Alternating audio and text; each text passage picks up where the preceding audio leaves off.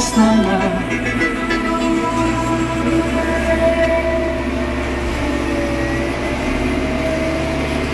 Ρυθμός 94,3. Από εταιρεία ζητείται υπεύθυνος πωλήσεων με άμεση στην επικοινωνία. Πληροφορίες στο τηλέφωνο 26950 23 300. Το ολοκένουργιο τεύχος του περιοδικού Life in Zakynthos.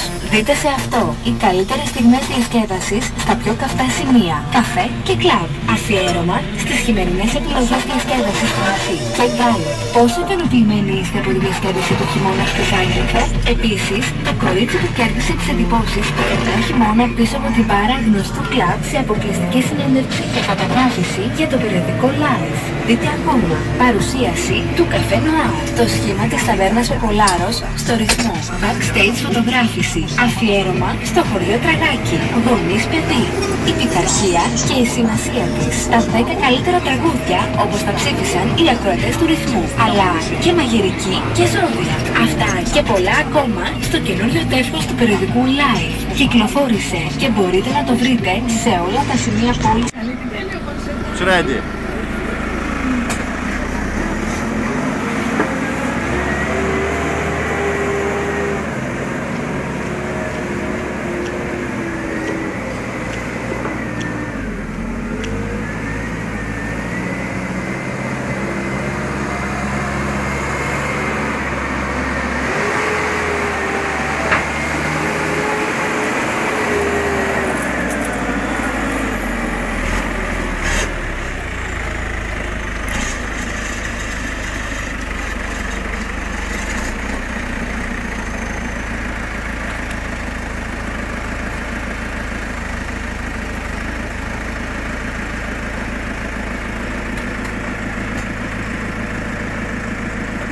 Thank you.